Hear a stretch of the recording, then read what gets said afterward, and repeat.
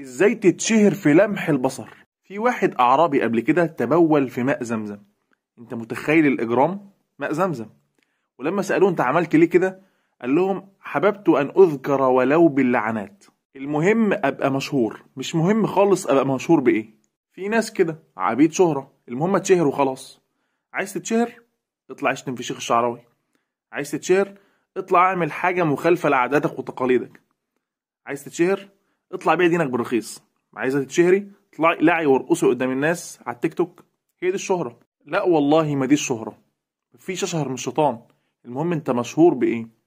كذلك يضرب الله الحق والباطل، فأما الزبد فيذهب جفاء، وأما ما ينفع الناس فيمكث في الأرض.